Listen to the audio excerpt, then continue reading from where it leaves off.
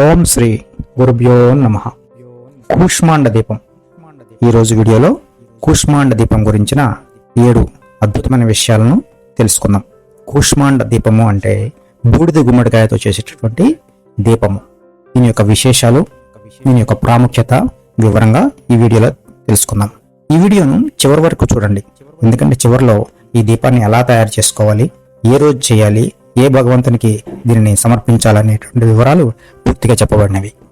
ఇప్పుడు ముందుగా కూష్మాండ దీపం. మన హిందూ సంప్రదాయంలో బూడిద గుమ్మడికాయతోనే దీపం వెలిగించినటువంటి ఒక ప్రత్యేకమైన సంప్రదాయము పూర్వకాలం నుంచి కూడా వస్తూ ఉంది. దీన్ని కూష్మాండ దీపము అని పిలుస్తూ ఉంటాం. ఈ దీపం వెనుక ఉన్న ఆధ్యాత్మిక భావనలు ఏంటో దీనిని ఈ వీడియోలో వివరంగా తెలుసుకుందాం. దీనికి ఉన్నటువంటి ప్రత్యేకతలు కూడా ముఖ్యంగా తెలుసుకుందాం. బూడిద గుమ్మడికాయ దీపానికి సంబంధించిన 7 ముఖ్యమైన విశేషాలు ఈరోజు ఈ వీడియోలో పూర్తిగా తెలుసుకుందాం. బూడిద గుమ్మడికాయ, దీనిని సంస్కృతంలో కూష్మాండము అని పిలుస్తారు. మన భారతీయ సంప్రదాయంలో కూష్మాండానికి ప్రత్యేకమైన స్థానం ఉంది. బయటకు చూస్తే ఇది సాధారణమైన గుమ్మడికాయలానే కనిపిస్తుంది, కానీ దీని పేరే మనకు ఒక ఆధ్యాత్మిక భావనను గుర్తు చేస్తూ ఉంటుంది. కూష్మాండ దేవి నవదుర్గలలో 4వ స్వరూపంగా ప్రసిద్ధి చెందినవారు. అందుకే కూష్మాండ అనే పదానికి కేవలం ఒక కూరగాయ అనే అర్థం మాత్రమే కాకుండా దేవి ఆరాధనతో కూడిన ఒక ఆధ్యాత్మిక నేపథ్యం కూడా ఉంది. ఈ బూడిద గుమ్మడికాయను శుభ్రపరిచి లోపల కొంత భాగాన్ని, అంటే పీచు, విత్తనాలు అన్నింటినీ తొలగించి అందులో నూనె గాని నెయ్యి గాని పోసి పత్తి ఒత్తితో దీపాన్ని వెలిగించే సంప్రదాయం కొన్ని ప్రాంతాలలో కూష్మాండ దీపంగా దీన్ని పిలుస్తాం. ఈ దీపానికి సంబంధించినటువంటి విశేషాలు ఒక్కొక్కటిగా తెలుసుకుందాం. మొదటిది దృష్టి దోషం, అంటే నరదిష్టి తగలటం, చుట్టుపక్కల వాళ్ళ దిష్టి తగలటం అని మనం భావిస్తూ ఉంటాం. ఈ దిష్టి అంటే నెగిటివ్ ఎనర్జీ. ఈ నెగిటివ్ ఎనర్జీని ఈ కూష్మాండ దీపము చుట్టుపక్కలకు రాకుండా చేస్తుంది. ఇంటి ముందు బూడిద గుమ్మడికాయను కట్టడం, కొత్త ఇంటి ప్రవేశ సమయంలో గుమ్మడికాయను పగలగొట్టడం వంటి ఆచారాలు మన హిందూ సంప్రదాయంలో కనిపిస్తూ ఉంటాయి. దీని వెనక ఉన్న భావం ఏంటంటే ఇంటిని మరియు కుటుంబాన్ని కూడా ఈ నెగిటివ్ ఫోర్సెస్ నుంచి రక్షించుకోవడం. అదే భావంతో కూష్మాండ దీపాన్ని కూడా చాలా మంది ఆధ్యాత్మిక పరిహారంగా ఉపయోగిస్తూ ఉంటారు. దీపం అంటేనే చీకటిని తొలగించే వెలుగు. అందుకే కూష్మాండ దీపాన్ని వెలిగించేటప్పుడు మనం అనుకోవాల్సింది ఒకటి ఉంది. అదేంటంటే నా ఇంటిలోని ప్రతికూలత తొలగిపోయి శాంతి, సానుకూలత మరియు దైవానుగ్రహం నెలకొనాలి అని సంకల్పించుకోవాలి. ఇక రెండవది కూష్మాండ దేవి. కూష్మాండ దేవితో ఈ గుమ్మడికాయకున్న సంబంధం. నవదుర్గల్లో 4వ రూపమైనటువంటి కూష్మాండ దేవిని సృష్టి శక్తికి ప్రతీకగా భక్తులు ఆరాధిస్తారు. దేవి ఆరాధనలో దీపానికి ఎంతో ప్రాధాన్యం ఉంది. దీపం జ్ఞానానికి ప్రతీక, దీపం దైవిక వెలుగుకు ప్రతీక, దీపం అజ్ఞానాంధకారాన్ని తొలగించే జ్ఞానానికి ప్రతీక. అందుకే కూష్మాండ దీపాన్ని వెలిగించడం అంటే కేవలం ఒక దీపాన్ని వెలిగించడం మాత్రమే కాదు, మన జీవితంలో దైవిక వెలుగులు ప్రసరించాలని కోరుకుంటూ చేసేటువంటి ఒక ప్రార్థనగా కూడా దీన్ని భావిస్తారు. ఇక గ్రహ సంబంధిత విశ్వాసాలు, గ్రహ బాధలకు సంబంధించిన సంప్రదాయ విశ్వాసాలు. జ్యోతిష్యము మరియు ఆధ్యాత్మిక సంప్రదాయాల్లో శని, రాహు, కేతు వంటి గ్రహాలకు సంబంధించి వంటి సమస్యలకు వివిధ రకాల పరిహారాలను ఈ బూడిద గుమ్మడికాయతో సూచిస్తారు. కొన్ని ప్రాంతీయ ఆచారాల్లో దీపారాధన కూడా ఒక పరిహారంగా కనిపిస్తూ ఉంటుంది. ప్రత్యేకంగా శనివారం, అమావాస్య వంటి సందర్భాల్లో కొందరు భక్తులు ప్రత్యేకమైన దీపాలను వెలిగిస్తారు. అయితే ఇక్కడ ముఖ్యమైన విషయాన్ని ఒకటి గుర్తుంచుకోవాలి. ఇవి ఆధ్యాత్మిక మరియు జ్యోతిష్య విషయాలకు సంబంధించిన విషయాలు. వీటిని శాస్త్రీయంగా నిరూపించబడిన వైద్య లేక భౌతిక పరిహారాలుగా మనం ఏ రోజు కూడా భావించకూడదు. భక్తితో చేసే దీపారాధన మనసుకు ప్రశాంతతను, ఆధ్యాత్మిక ధైర్యాన్ని ఇవ్వగలుగుతూ ఉంటుంది. ఇక 4వది ఇంటికి రక్షణ. ఏదైనటువంటి భూత, ప్రేత మొదలైనటువంటి ప్రతికూల శక్తులు ఇంట్లోకి రాకుండా ఇది చేస్తూ ఉంటుంది. మన హిందూ సంప్రదాయంలో ఇంటి గడపకు ఎంతో ప్రాముఖ్యత. గడప దగ్గర దీపం వెలిగించడం, ఇంటి ముందు ముగ్గు వేయడం, పసుపు కుంకుమతో శుభ చిహ్నాలు పెట్టడం, ఇవన్నీ ఇంటికి శుభం కలగాలని కోరుకునే ఆచారాలే. అదేవిధంగా కూష్మాండ దీపాన్ని కూడా కొందరు ఇంటికి శుభము, రక్షణ, సానుకూలత వాతావరణం కోసం వెలిగిస్తారు. దీపం వెలుగుతూ ఉన్నప్పుడు ఒక చిన్న ప్రార్థన మాత్రం చేయండి. సర్వే జన సుఖినో భవంతు.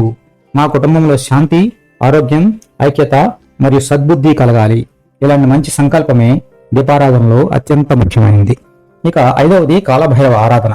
కాలభైరవ స్వామి, కాలభైరవుడు పరమశివుని యొక్క ఉగ్రరూపంగా ఆరాధించబడుతూ ఉంటారు. భక్తుల విశ్వాసంలో ఆయన రక్షకుడుగా, క్షేత్రపాలకుడుగా ప్రసిద్ధి చెంది ఉన్నారు. కాలభైరవ ఆరాధనలో నువ్వుల నూనె దీపాలకు ప్రత్యేకమైన ప్రాధాన్యత కొన్ని సంప్రదాయాల్లో కనిపిస్తూ ఉంటుంది.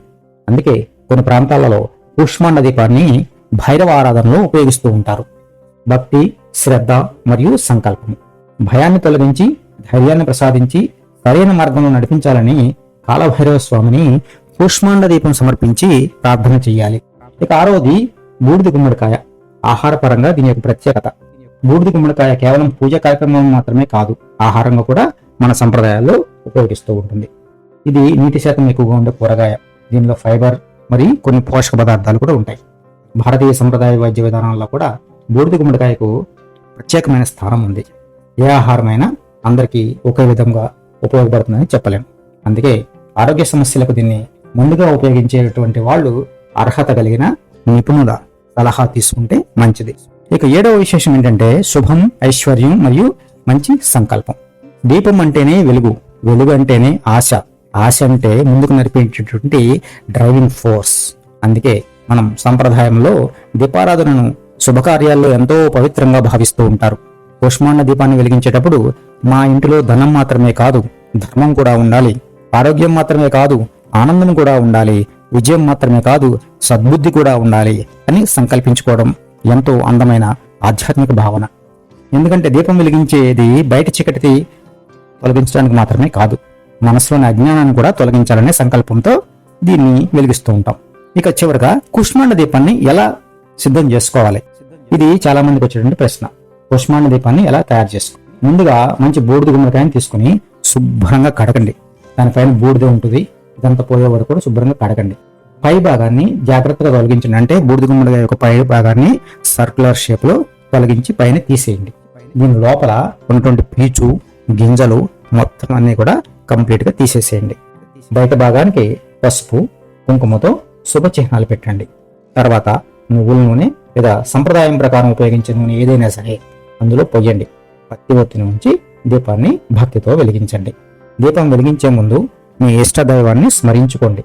మీ కుటుంబ సభ్యుల ఆరోగ్యం, శాంతి, సౌఖ్యం కోసం భక్తిగా, త్రికరణ శుద్ధిగా ప్రార్థించండి. దీపారాధనలో వస్తువు కంటే మనసులోని భక్తి, శ్రద్ధ మరియు సంకల్పమే ముఖ్యమైనవి. ఇక ఇది ఎప్పుడు వెలిగించాలి, కూష్మాండ దీపాన్ని ఏ రోజు వెలిగించాలి అనే విషయం ప్రాంతాల అనుసారంగా, కుటుంబ సంప్రదాయాల వివరాల ప్రకారం వివిధ రకాలుగా ఉంటూ ఉంది. కొన్ని సంప్రదాయాలలో అమావాస్య రోజున, శుక్రవారం రోజున, శనివారం రోజున, నవరాత్రులప్పుడు, శ్రావణ మాసంలోను, కార్తీక మాసం వంటి పుణ్యప్రదమైన సందర్భాలలో వెలిగించి దీపారాధనలు చేస్తూ ఉంటారు. అయితే మీ కుటుంబంలో లేదా మీ గురు పరంపరలో ప్రత్యేకమైన పద్ధతి ఉంటే ఆ సంప్రదాయాన్ని గౌరవించడమే అత్యుత్తమమైన పద్ధతి. ఇప్పుడు శ్రావణ మాసం జరుగుతుంది, రేపు శుక్రవారం కూడా ఉంది. అందుకనే అమ్మవారికి ఇష్టమైన కూష్మాండ దీపాన్ని సమర్పించి అమ్మవారి ఆశీస్సులు పొందగలుగుతారు. ఇక చివరగా ఈ వీడియోలో చెప్పినటువంటి దృష్టిదోషము, గ్రహదోషము, ఐశ్వర్యం, ప్రతికూలత తొలగింపు వంటి విషయాలు ఆధ్యాత్మిక మరియు సంప్రదాయ విశ్వాసాలకు సంబంధించినవి. వాటిని శాస్త్రీయంగా నిరూపించడం ఫలితాలుగా భావించకూడదు. అలాగే ఆరోగ్యానికి సంబంధించిన విషయాల్లో వైద్యుల సలహాలు తప్పకుండా పాటించండి.